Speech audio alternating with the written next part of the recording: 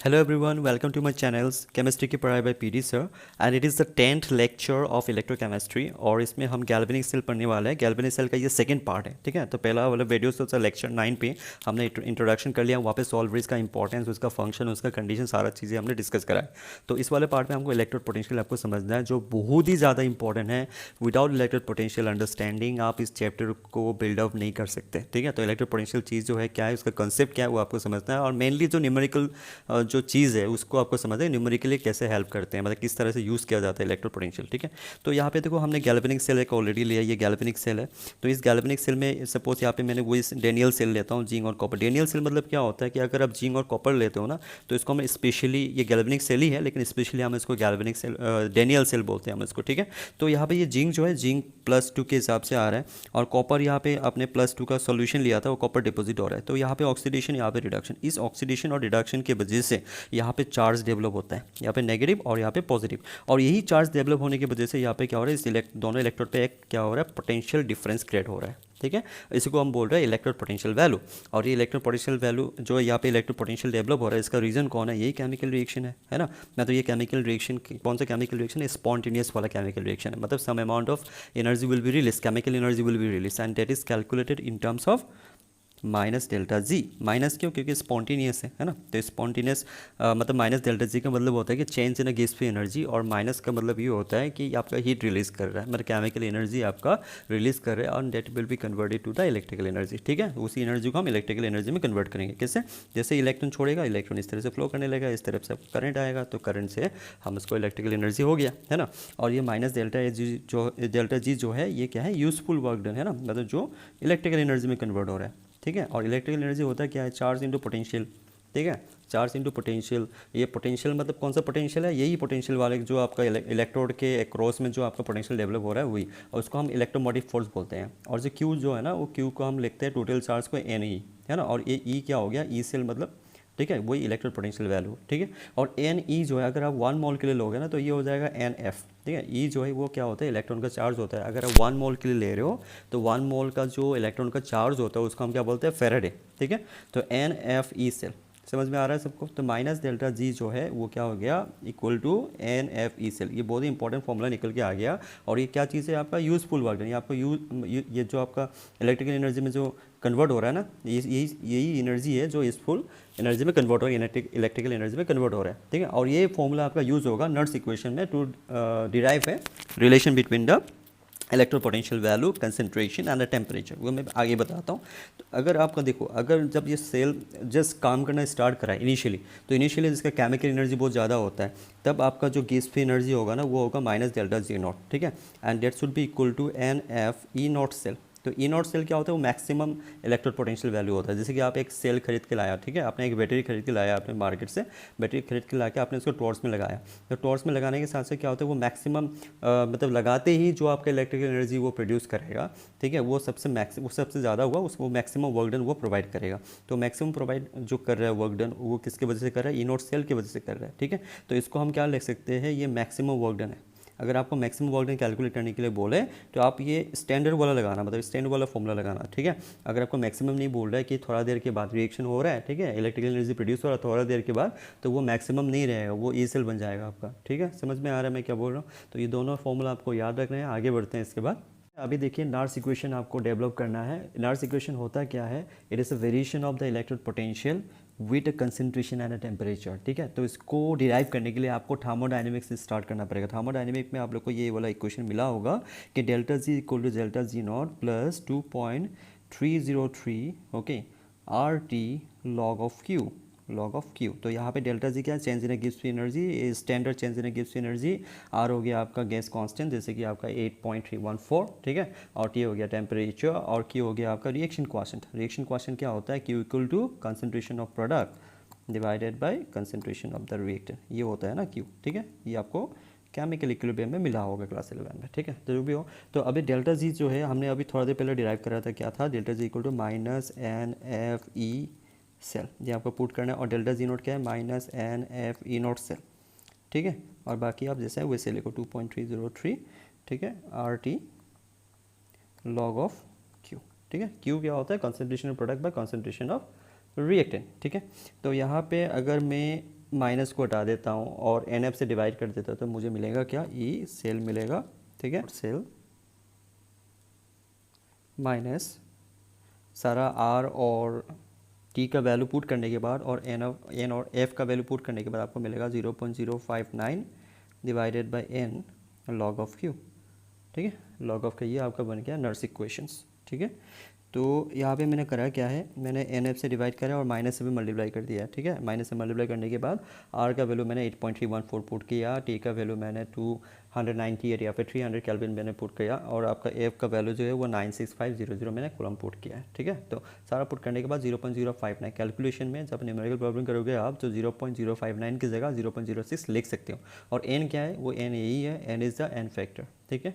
मतलब एक आयन आपका कितना, एक मेटल कितना आपका इलेक्ट्रॉन रिलीज कर रहा है या फिर एक आयन आपका कितना इलेक्ट्रॉन एक्सेप्ट कर रहा है रिडक्शन में ना, तो वही चीज़ आपका एन फैक्टर होता है, ठीक है। तो इसी को अभी यूज़ करके आपको क्या करना है, बहुत सारे न्यूमेरिकल प्रॉब्लम आपको सॉल्व करना है, ठीक है। ई सेल निकालना, ई नॉट सेल दिया रहेगा आपको और क्यू भी आपको क्या करेगा, दे देगा, ठीक है। तो क्यू क्या होता है, क्यू होता है आपका -0.059 डिवाइडेड बाई एन, ये हो जाएगा लॉग ऑफ ये concentration of product divided by the concentration of reactant, ठीक है। तो इसको हम करेंगे डेनियल सेल को लेके, मैं आपको समझा देता हूँ कि डेनियल सेल में किस तरह से ये इक्वेशन को आपको अच्छी तरह से लिखना है, ठीक है। तो ये हो गया आपका फॉर्मूला बन गया।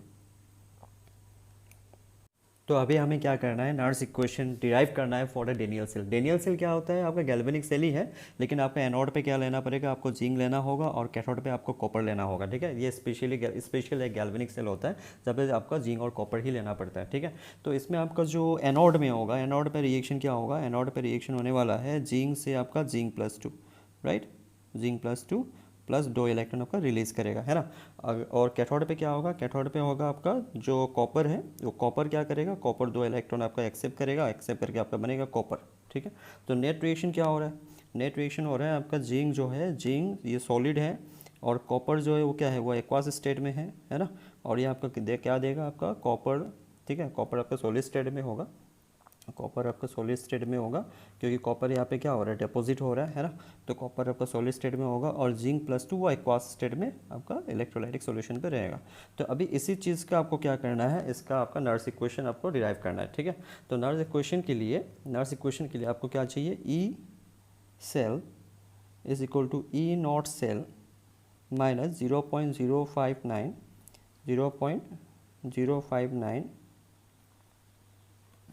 0.059 डिवाइडेड बाय क्या होना चाहिए, divided by N.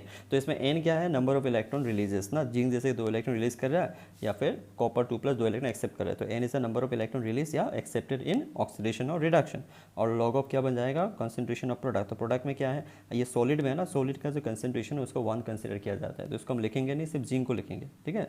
Pure solid पे या प्योर लिक्विड में अगर होगा तो उसका कंसंट्रेशन हम क्या करेंगे, उसका कंसंट्रेशन हम कंसिडर करेंगे 1, ठीक है। तो इसलिए हम कॉपर को नहीं लिख रहे हैं यहाँ पे, ठीक है। नीचे भी आपका क्या जिंक है ना, नीचे क्या लिखना चाहिए, कंसंट्रेशन ऑफ रिएक्टेंट होना चाहिए, है ना यहाँ पे। तो कंसंट्रेशन रिएक्टेंट में देखिए आपका जिंक है ना, जिंक सॉलिड में इसका कंसंट्रेशन 1 हो जाएगा, नहीं लिखना है, ये एक्वास में आप इसको लिखिए, ठीक है। तो कॉपर+2, तो ये हो गया Nernst equation for Daniell cell. इसको और भी थोड़ा इलाबोरेट करके लिखते हैं। यहाँ पे तो ई नॉट सेल ना, ई नॉट सेल हमेशा क्या होता है, E naught of the cathode minus E naught, मतलब ये रिडक्शन पोटेंशियल वैल्यू है, ठीक है। हम ऑक्सीडेशन नहीं ले रहे हैं, याद रखना आप इसको, ठीक है, कैथोड हो या एनोड, ठीक है।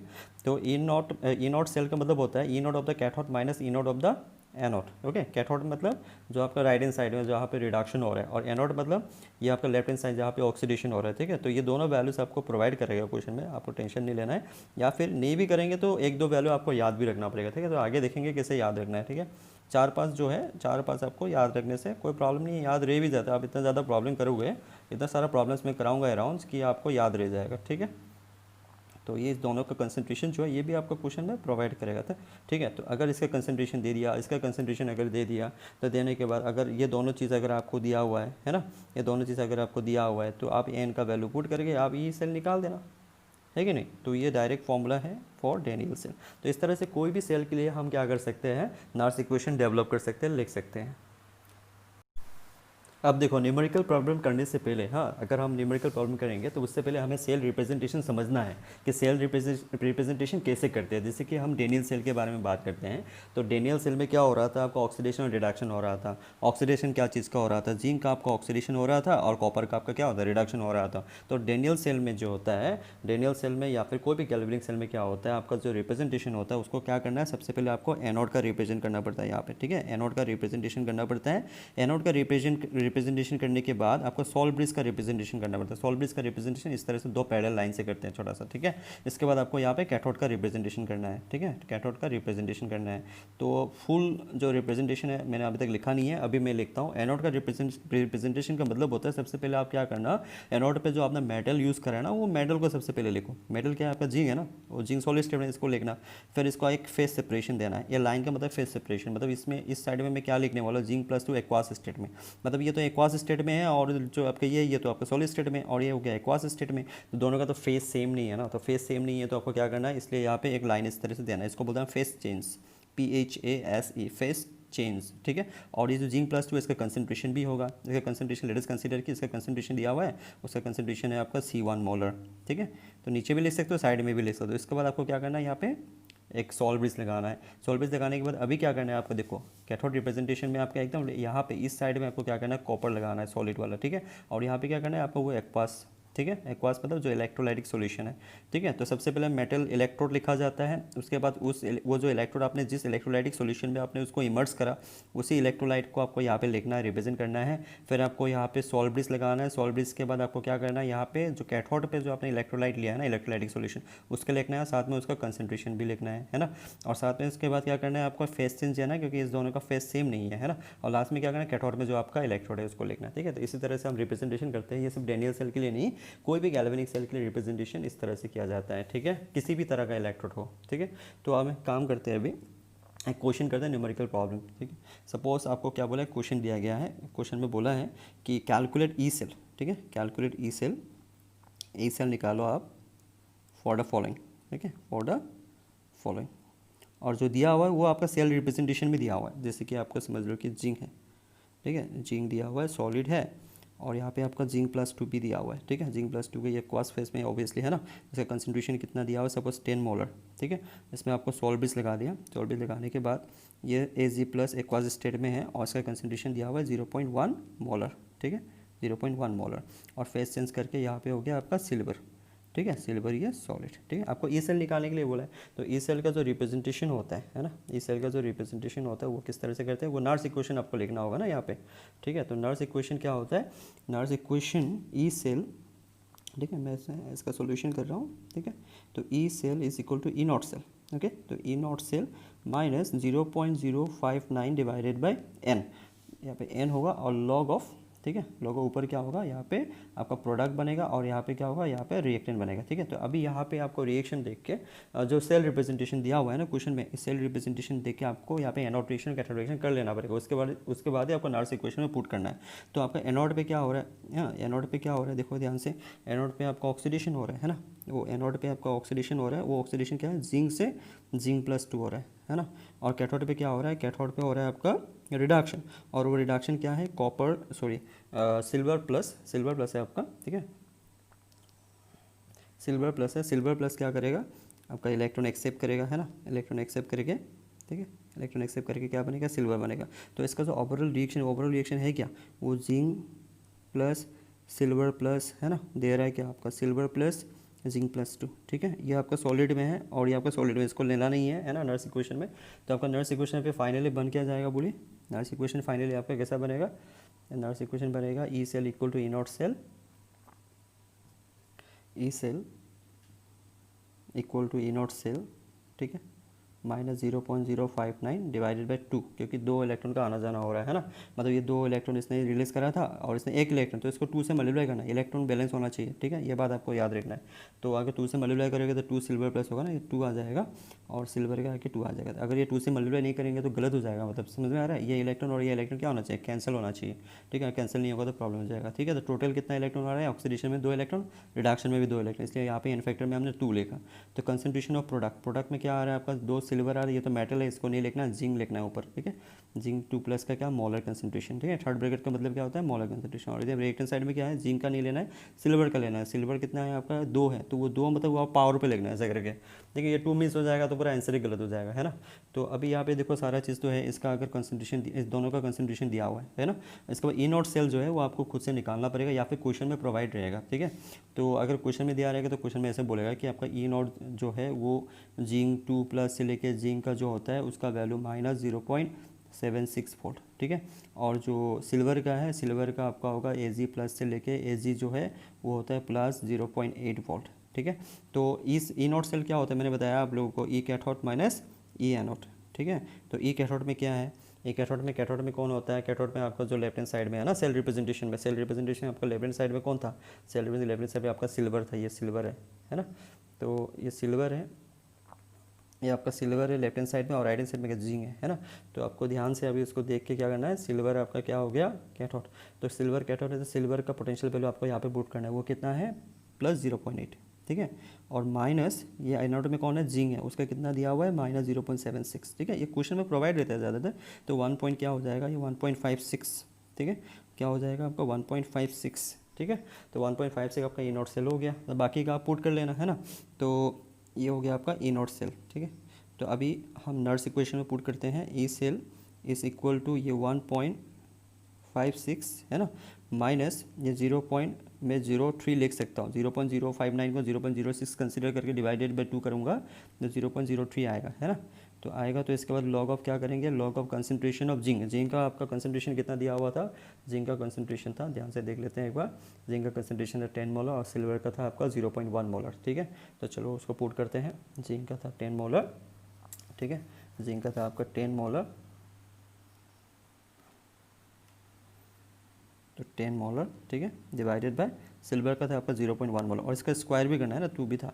तो इसको अगर कैलकुलेट करेंगे तो क्या आएगा आपका 10⁻⁻2 आएगा, नीचे ऊपर जाएगा तो 10⁻2 और 10 आपका 10⁻3 हो जाएगा, 3 आगे आ जाएगा। लॉग ऑफ 10⁻3 मतलब 3 आगे आ जाएगा, है ना। और लॉग 10 का मतलब 1 होता है, ठीक है। सिंपल से कैलकुलेशन है। तो 1.56 माइनस 0.03 है ना, इंटू क्या हो जाएगा 3। तो यहाँ पे 1.56 माइनस 0.09 हो रहा है, इक्वल टू क्या आएगा आपका वैल्यू 1.47 वोल्ट, ठीक है, 1.47 वोल्ट। तो ये आपका आंसर है, ठीक है, ये आपका आंसर है 1.74 वोल्ट, ठीक है। अब चलिए और एक क्वेश्चन करते हैं। इस वाले क्वेश्चन में सेल रिप्रेजेंटेशन दिया हुआ है और दोनों सेल का जो कंसंट्रेशन है वो भी दिया हुआ है, लेकिन आपका AgCl जो है ना आपका कैथोड के साइड में देखिए ध्यान से, इसमें AgCl दिया हुआ है, ठीक है। तो AgCl जो है सैचुरेटेड सॉल्यूशन दिया हुआ है और उसका Ksp वैल्यू दिया हुआ है। हमें पता है कि AgCl जो होता है ना वो ज़्यादा सोल्यूबल सॉल्ट नहीं है, तो वो इनसोल्यूबल सॉल्ट होता है। इनसोल्यूबल सॉल्ट का मतलब ये कि वो प्रिसिपिटेट फॉर्म करना चाहता है ना, वो अच्छा मतलब सोल्यूशन बनना नहीं चाहता, अच्छी तरह से वो मतलब क्या बोले डिजॉल्व नहीं होता है ना। मतलब जैसे कॉपर सल्फेट या जिंक सल्फेट जितने अच्छी तरह से डिजॉल्व हो जाता है, मतलब इसका कंसंट्रेशन अगर मैं 2 मोलर बोल रहा हूँ तो कॉपर 2+ का भी कंसंट्रेशन 2 मोलर ही होगा, सल्फेट का भी 2 मोलर ही होगा। लेकिन AgCl में क्या होता है ना, AgCl वो Ksp का वैल्यू बहुत कम होने के कारण, सोल्युबिलिटी प्रोडक्ट या फिर उसका सोल्युबिलिटी बहुत कम होने के कारण, है ना, तो इसमें डायरेक्टली हम उसका कंसंट्रेशन नहीं निकाल सकते, है ना। तो इसके कंसंट्रेशन आपका यहाँ पर फॉर्मूला लगा के करना है, Ksp और सोल्युबिलिटी के बीच में जो रिलेशन है उसको यूज़ करके आपका सोल्युबिलिटी निकालना है, कंसंट्रेशन निकालना है, ठीक है। तो Ksp is given to you, तो Ksp और सोल्युबिलिटी के बीच में रिलेशन कैसे निकालते हैं, है ना। जो रिलेशन है वो कैसे है, वो AgCl है ना, वो AgCl जब ये डिसोसिएट हो जाएगा ये आपका Ag+ और Cl- बनेगा ना। तो इसमें जो आपका जो मतलब K होता है वो क्या आता है, कंसंट्रेशन ऑफ प्रोडक्ट, है ना, concentration of product of the concentration of product divided by the concentration of the reactant, ठीक है ना। तो ये रिएक्टेंट अगर इस तरह बन जाएगा तो ये बन जाता है Ksp, ठीक है, ये बन जाता है Ksp, क्योंकि इसका तो कंसंट्रेशन ऐसे भी आपको कांस्टेंट रहने वाला है, ठीक है। तो is equal to Ag+, okay, और ये बन जाएगा Cl-, ठीक है। तो इसका सोल्युबिलिटी अगर S और S कंसिडर कर लेता हूँ तो ये हो गया S², ठीक है। तो फाइनली आपका जो S है वो S क्या बन जाएगा, √Ksp, और ये S जो है ये क्या है, concentration of the silver plus या फिर Cl-। तो सिल्वर प्लस का जो कंसंट्रेशन है वो सिल्वर प्लस का कंसंट्रेशन क्या बन जाएगा, सिल्वर प्लस का कंसंट्रेशन बन जाएगा √Ksp, और √Ksp का वैल्यू कितना दिया हुआ है 10⁻⁻10, तो ये बन जाएगा 10⁻⁵, ठीक है। तो this the concentration of Ag plus. तो मैं ये निकाल क्यों रहा हूँ, कंसंट्रेशन ऑफ Ag प्लस क्यों निकाल रहा हूँ, क्योंकि मुझे नर्स इक्वेशन, मुझे ई सेल निकालने के लिए बोला गया है। तो नर्स इक्वेशन लिखूंगा तो वहाँ पे आपका Ag प्लस का तो आएगा ना, उसमें रिलेशन में जो नर्स इक्वेशन डेरिवेशन करेंगे तो उसमें ऊपर में आएगा ये Ag प्लस और नीचे आएगा कॉपर 2 प्लस। तो कॉपर का तो कंसंट्रेशन दिया हुआ है, लेकिन सिल्वर प्लस को तो नहीं दिया हुआ है ना। तो सबसे पहले हमने क्या करा कि सिल्वर प्लस का कंसंट्रेशन निकाल लिया, और कितना आ रहा है 10⁻⁵ मोलर, ठीक है, ये आपका कंसंट्रेशन आ रहा है। तो अभी ई सेल निकालते हैं। तो ई सेल निकालने के बाद आपको क्या करना है, ई सेल निकालने के लिए आपको नर्स इक्वेशन यूज़ करना है, ठीक है। तो नर्स इक्वेशन में क्या होता है कि ई नॉट सेल आपको निकाल के रखना पड़ता है, ठीक है। तो ई नॉट सेल क्या होता है, ई कैथोड माइनस ई एनोड, है ना। तो सबसे पहले ये निकाल के रख देना आप, ठीक है। ये स्टैंडर्ड वाला जो है, तो स्टैंडर्ड वाला ये इस बार प्रोवाइड किया हुआ है ना। कैथोड में कौन सा रिएक्शन हो रहा है, कैथोड में हो रहा है आपका सिल्वर वाला रिएक्शन, ठीक है। कैथोड में हो रहा है आपका सिल्वर वाला रिएक्शन, और एनोड में कौन सा रिएक्शन हो रहा है, एनोड में हो रहा है आपका कॉपर वाला रिएक्शन, है ना। तो कैथोड में हम क्या लिखेंगे, कैथोड में आपका क्या है, सिल्वर वाला जो है। तो सिल्वर वाले के लिए जो आपका स्टैंडर्ड वैल्यू वो 0.8 होता है, 0.8 माइनस, और एनोड में क्या है वो कॉपर वाला जो है आपका 0.34, ठीक है। तो इसको माइनस करने के बाद आपको क्या आएगा इसमें 0.464। तो ये आपका ई नॉट सेल है, ठीक है। तो अभी ई सेल निकालते हैं, ई सेल निकालने के लिए बोला है ना। तो ई सेल निकालते हैं। तो E cell is equal to E not cell. E not cell क्या हो गया आपका 0.46, ठीक है। ई नॉट सेल हो गया आपका 0.46 0.46 माइनस 0.059, ओके, डिवाइडेड बाय क्या है 0.059 डिवाइडेड बाय क्या, एन क्या होगा, एन तो आपका 2 ही होने वाला है ना। और लॉग ऑफ क्या होगा, इसके लिए आपको रिएक्शन लिखना ज़रूरी था पहले, ठीक है। तो रिएक्शन एक काम करते हैं, लिख लेते हैं। कॉपर 2 प्लस जो है, ठीक है ना। तो कॉपर 2 प्लस क्या हो रहा है, कॉपर 2 प्लस, कॉपर से कॉपर 2 प्लस हो रहा है, ठीक है। वो एनोड रिएक्शन है ना। तो कॉपर से कॉपर 2 प्लस हो रहा है, और सिल्वर प्लस से आपका क्या हो रहा है, सिल्वर हो रहा है, ठीक है। तो इसमें होगा आपका 1 इलेक्ट्रॉन, इसमें होगा आपका 2 इलेक्ट्रॉन। तो इसको ऑब्वियसली क्या करना है, 2 से मल्टीप्लाई करना होगा ना, बैलेंस करना, इलेक्ट्रॉन कैंसिल होने के लिए। तो ये हो रहा है आपका copper plus 2 of silver plus it is giving, okay, 2 of silver plus, है ना, कॉपर प्लस 2, ठीक है। तो लॉग ऑफ क्या बनने वाला है अभी यहाँ पे बोलो, लॉग ऑफ क्या बनेगा, इसको थोड़ा जगह निकाल लेते हैं इसमें। तो माइनस 0.06 डिवाइडेड बाई 2, क्योंकि इलेक्ट्रॉन 2 है। लॉग ऑफ क्या होता है, ऊपर क्या प्रोडक्ट बनेगा आपका कॉपर 2 प्लस डिवाइडेड बाई नीचे क्या बनेगा आपका सिल्वर, सिल्वर जो भी स्क्वायर आएगा क्योंकि इसमें सिल्वर 2 है, ठीक है। तो सारा वैल्यूज पुट कर लेते हैं, सारा वैल्यूज पुट करते हैं। मतलब कॉपर 2 प्लस का कंसंट्रेशन दिया हुआ है आपको, कॉपर 2 प्लस का कंसंट्रेशन 2 मोलर है, और सिल्वर आपने अभी निकाला 10⁻⁵, है ना। तो चलो आगे बढ़ते हैं इसका। तो अभी देखिए इसमें क्या आएगा, इसमें आएगा आपका 0.46 माइनस 0.03 लॉग ऑफ कॉपर का है आपका 2 मोलर, ठीक है, 2 लिखने से हो जाएगा, डिवाइडेड बाय ये आ रहा है आपका 10⁻⁵, ये स्क्वायर आ रहा है, ठीक है। तो ये ऊपर जाएगा तो कितना होगा, ये ऊपर जाएगा तो 10⁻10 हो जाएगा, 5 2 10 होता है, 10⁻⁻10 ऊपर जाएगा तो 10⁻10 हो जाएगा, ठीक है। तो ये सारा वैल्यूज पुट करने के बाद इसमें जो आपका वैल्यूज़ आएगा वो 0.46 माइनस 0.03, ये हो जाएगा 10.3, क्योंकि लॉग 2 का मतलब क्या होता है ना, लॉग 2 प्लस लॉग ऑफ क्या आएगा 10⁻10 आएगा ना। तो लॉग 10 का मतलब हो गया आपका, देखिए ये आप आगे 10 आ जाएगा, फिर लॉग 10 मतलब 1, तो 10 प्लस लॉग 2 का मतलब होता है 0.3। तो इसको मल्टीप्लाई करेंगे, तो मल्टीप्लाई करने के बाद यहाँ पे क्या आ रहा है आपका 0.3, तो पॉजिटिव ही आएगा इसमें, ठीक है, तो पॉजिटिव आना चाहिए। और एक बात आपको याद रखना है, in order to work, okay, in order to work the E cell should be positive, E cell should be positive for the galvanic cell. Galvanic cell में ई सेल जो है वो हमेशा क्या होना चाहिए, वो पॉजिटिव होना चाहिए। रीज़न क्या है, देखो हमने देखा है कि जो डेल्टा जी है वो क्या होना चाहिए, नेगेटिव होना चाहिए ना, तभी जाके सेल क्या होगा, स्पॉन्टेनियस। और डेल्टा जी अगर नेगेटिव होना है तो हमने क्या रिलेशन हमें क्या मिला था कि minus delta G is equal to NFE, है ना, NFE सेल, ठीक है। तो अगर डेल्टा जी को नेगेटिव ही रहना है तो इसको पॉजिटिव रहना है, इसको भी पॉजिटिव रहना है, इसको भी पॉजिटिव रहना है। अगर किसी कारण से ई सेल नेगेटिव हो जाएगा तो ये नेगेटिव नेगेटिव कैंसिल हो जाएगा, तो डेल्टा जी हो जाएगा पॉजिटिव। डेल्टा जी पॉजिटिव होने का मतलब है रिएक्शन क्या है, रिएक्शन हो गया आपका नॉन स्पॉन्टेनियस। रिएक्शन क्या होना चाहिए, spontaneous for the galvanic cell. समझ में आ रहा है। तो E cell must be positive, E cell must be positive, must be positive in order to work, in order to work, okay, in order to work, okay. और correct polarity अगर है तो ई सेल आपको positive आएगा, correct polarity अगर है तो E cell क्या आएगा, पॉजिटिव आएगा। इसका बोलने का मतलब क्या है, करेक्ट पोलरिटी मतलब देखो जो रिप्रेजेंटेशन दिया हुआ है ना यहाँ पे क्वेश्चन पे, यहाँ पे रिप्रेजेंटेशन क्या है आपका, सिल्वर को क्या कंसिडर किया गया है, सिल्वर को कंसिडर किया गया है आपका कैथोड, और कॉपर को कंसिडर किया गया है एनोड। अगर ये इस तरह से कनेक्शन करके, मतलब कॉपर को मैंने एनोड में कनेक्शन किया और सिल्वर को मैंने कैथोड में कनेक्शन किया, कनेक्शन करके अगर ई सेल पॉजिटिव आ रहा है तो आपका पोलरिटी सही है, पोलरिटी आपका सही है। अगर किसी कारण से ई सेल नेगेटिव आ गया तो आपका पोलरिटी यहाँ पे क्या इनकरेक्ट है, मतलब आपको क्या करना होगा, करेक्ट पोलरिटी लिखना होगा। तो करेक्ट पोलरिटी के लिए आपको क्या लिखना है, सिल्वर को आपको एनोड की तरफ लेके जाना है और कैथोड को आपको इस तरफ लेके जाना है। तब आया समझ में क्या बोल रहा हूँ, ठीक है। तो करेक्ट पोलरिटी के लिए ई सेल पॉजिटिव आना चाहिए, सेल को गैल्वेनिक सेल को काम करते रहने के लिए आपका ई सेल पॉजिटिव आना चाहिए, ई सेल पॉजिटिव आना चाहिए कारण क्योंकि डेल्टा जी नेगेटिव आना चाहिए। डेल्टा जी नेगेटिव आने का मतलब ये है कि रिएक्शन जो है वो स्पॉन्टेनियस है, ठीक है। सबको समझ में आ रहा है।